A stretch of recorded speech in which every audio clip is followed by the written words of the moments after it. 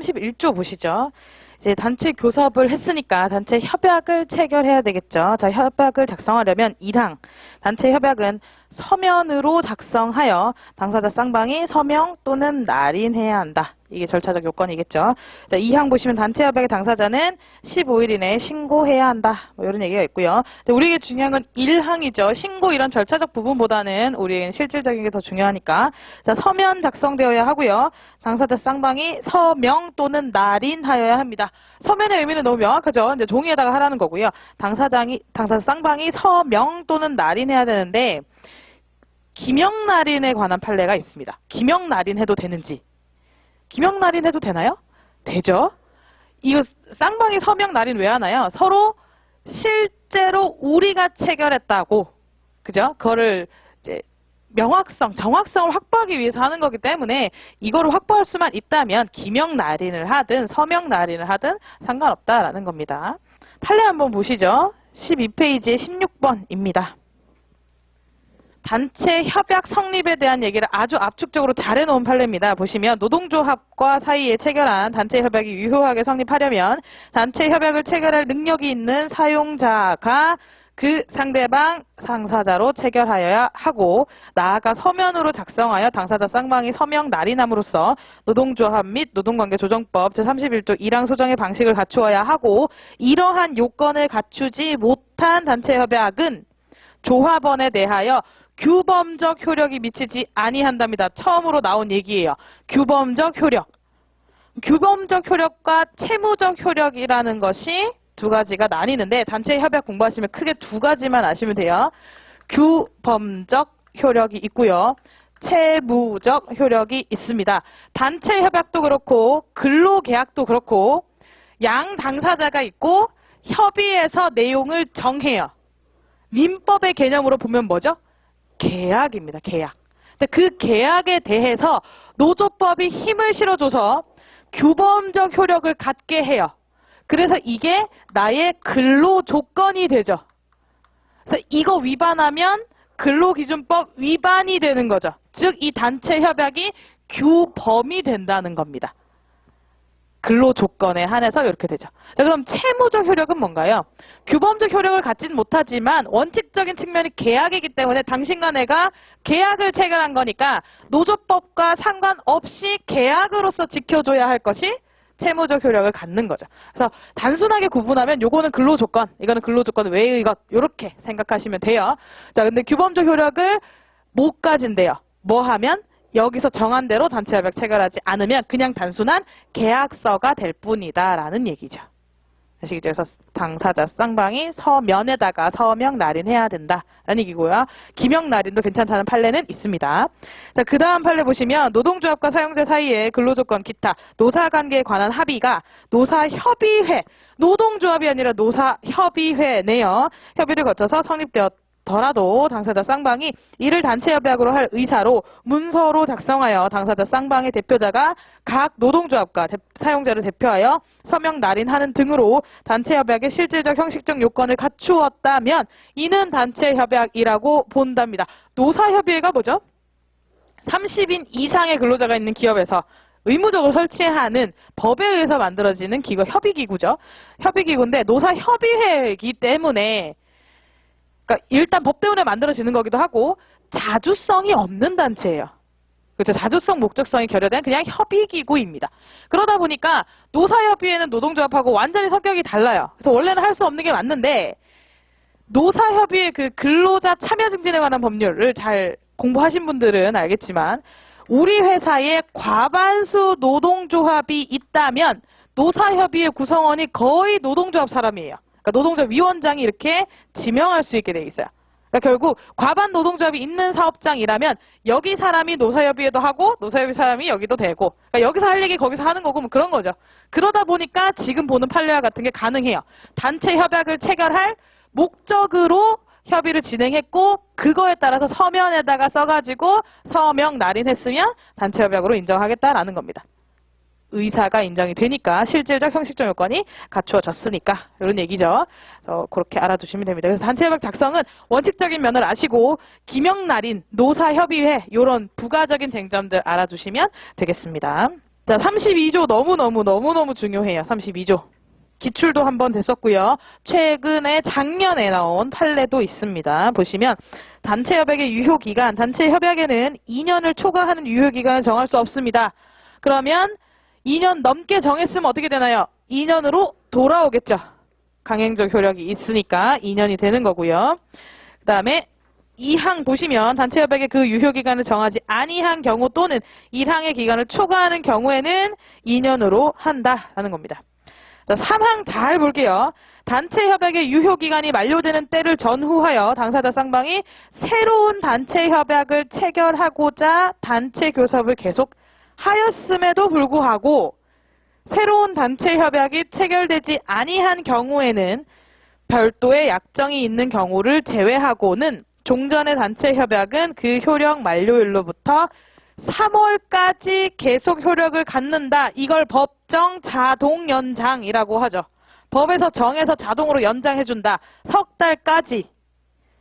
조건은 우리가 전후하여, 만료를 전후하여 교섭을 계속 하는데도 안 된 경우인 거죠.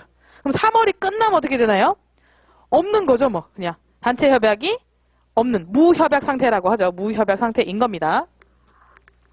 계속 보시면 다만 단체 협약의 그 유효 기간이 경과한 후에도 새로운 단체 협약이 체결되지 아니한 때에는 새로운 단체 협약이 체결될 때까지 종전 단체 협약의 효력을 존속시킨다는 취지의 별도의 약정이 있는 경우에는 그에 따르되 당사자 일방은 해지하고자 하는 날에 6월 전까지 상대방에게 통고함으로써 종전의 단체 협약을 해지할 수 있다. 이거를 약정 자동 연장이라고 합니다. 아까 앞에 거는 법정이고 뒤에 거는 단체 협약에 우리끼리 정한 거니까 약정 자동 연장이라고 합니다. 다만 약정 자동 연장에는 6개월 전 통지하면 해지할 수 있는 권한이 있는 거죠. 해지권 여기까지 이해되시죠? 자, 그러면 법정 자동 연장이 있고 약정 자동 연장이 있어요. 그리고 이제 보통 교과서에 나오는 건데 우리가 약정을 합니다. 우리가 교섭이 잘 안 되면 똑같은 단체 협약을 한 번 더 갱신하자라는 조항을 넣어두는 단체 협약도 있어요. 연장하고 갱신하고는 다르죠? 그 협약이 연장되는 거하고 똑같은 게 갱신되는 거하고는 다른 거니까 약정 자동 연장도 있고요. 약정 자동 갱신도 있어요. 다만 법정 갱신은 없죠. 법정은 3개월 연장까지만 있습니다. 일단 이런 개념이 있고요. 자, 우리 시험에 나왔던 문제 하나 말씀드릴게요. 시험에 무슨 문제가 나왔냐면 우리 회사와 노동조합이 체결한 단체 협약의 유효 기간은 2008년 6월 30일까지입니다. 이렇게 되어 있어요. 이렇게 되어 있고 단체 교섭을 계속하면서 5월부터 교섭을 진행 중인데 아직까지 원만하게 단체 협약은 체결되지 않았고요.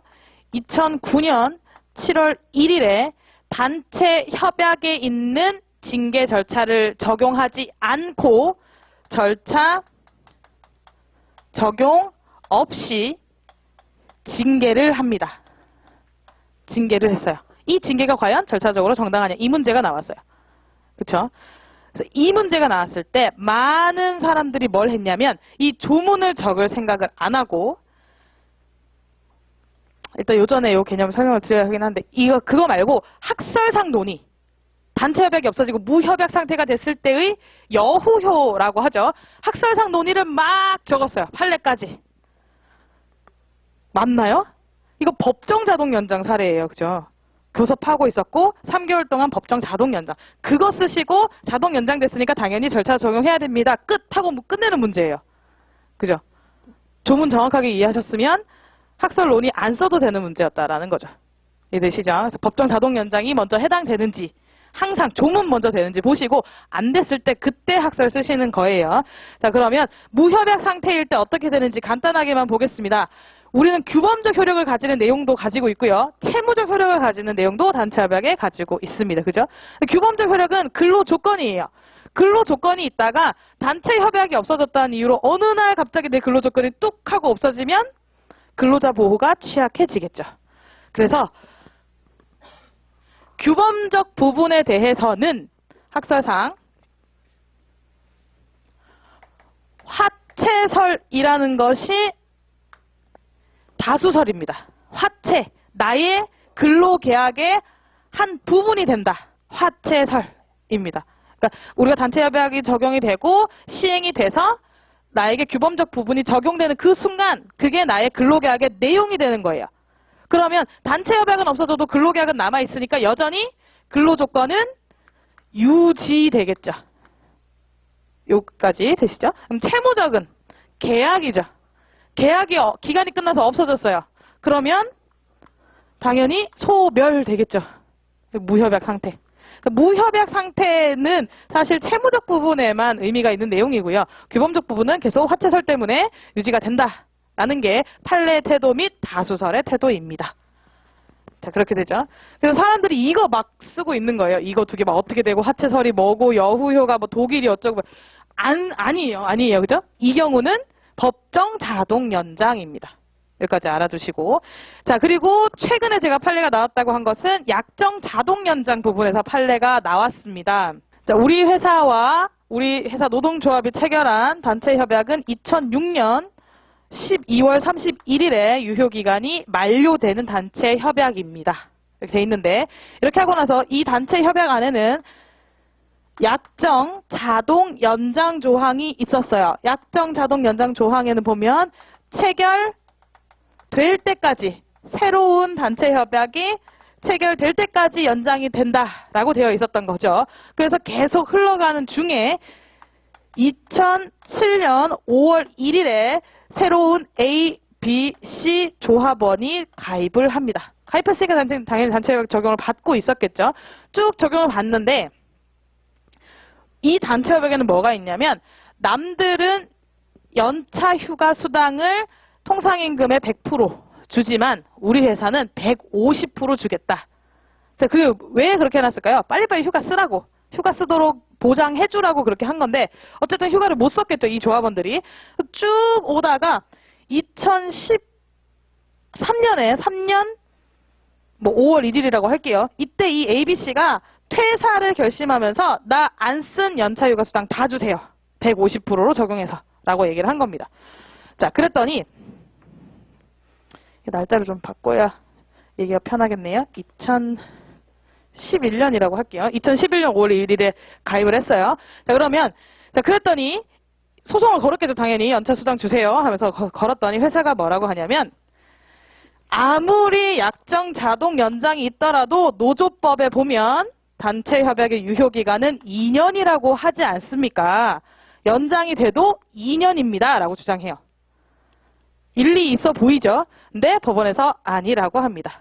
약정 자동 연장이라고 하는 것은 무협약 상태의 공백을 없애기 위한 것일 뿐이지 2년의 제한을 받는다라는 근거도 없고 아니다. 라고 해요. 그건 아니다. 라고 해요. 근데 이 단체 협약의 맹점이 또 뭐가 있냐면 아까 우리 약정 자동 연장에 6개월 전 해지권이 있었죠. 해지권을 서로 행사하지 말자라는 단체 협약의 조항이 있었어요. 그래서 회사가 해지권을 행사하자니 행사 안 한다고 했는데 어떻게 하지 막 고민을 한 거예요. 그래서 일단 해지를 하면서 뭐라고 주장했냐면 해지권은 강행 규정이다. 그래서 내가 너랑 해지권 행사 안 한다고 합의했더라도 나는 해지권 행사할 수 있어 라고 주장한 거죠.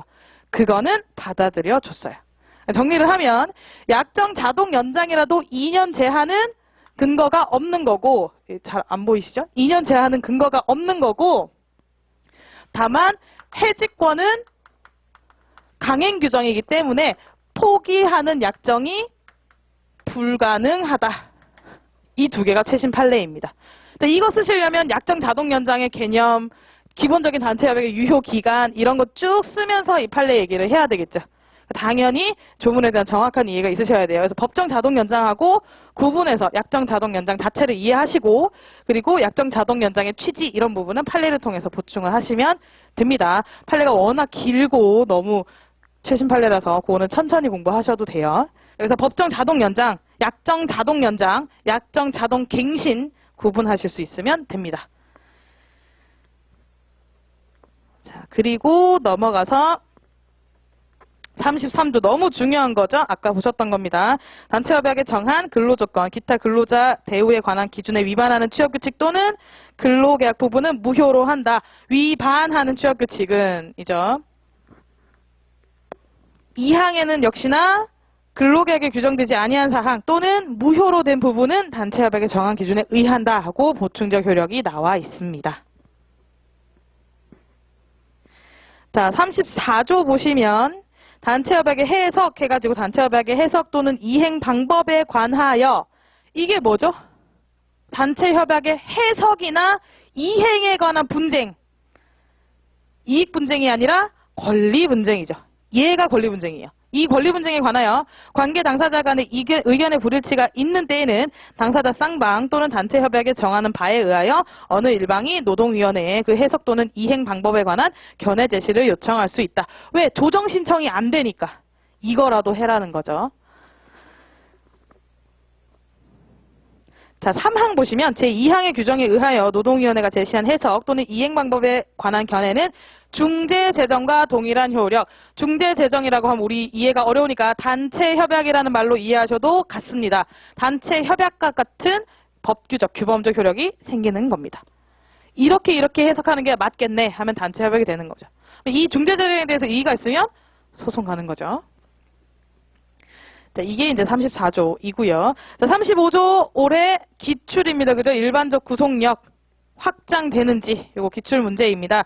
보시면 하나의 사업 또는 사업장에 상시 사용되는 동종의 근로자 반수 이상이 하나의 단체 협약에 적용을 받게 된 때에는 당해 사업장 또는 사업 또는 사업장에 사용되는 다른 동종의 근로자에 대하여도 당해 단체 협약이 적용이 된다. 동종의 근로자에 대한 의미를 정확히 쓰시고 포섭 잘하는 사람이 이 문제 잘 쓴 거예요. 그러니까 즉 조문을 먼저 쓰셨어야 당연히 또 논의가 진행되는 문제였죠. 그래서 동종의 근로자에 대한 의미를 판례로 한번 보겠습니다.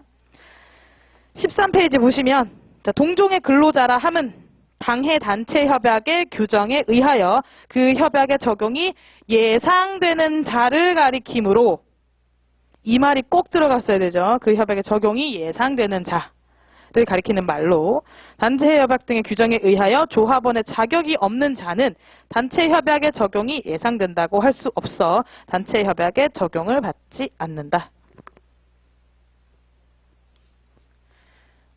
여기에서 이 판례를 보고 의문을 가지시는 분이 있다면 저는 굉장히 기쁠 것 같아요. 합격에 굉장히 가까이 계신 분 같은데 단체 협약에다가 조합원의 범위를 정한대요.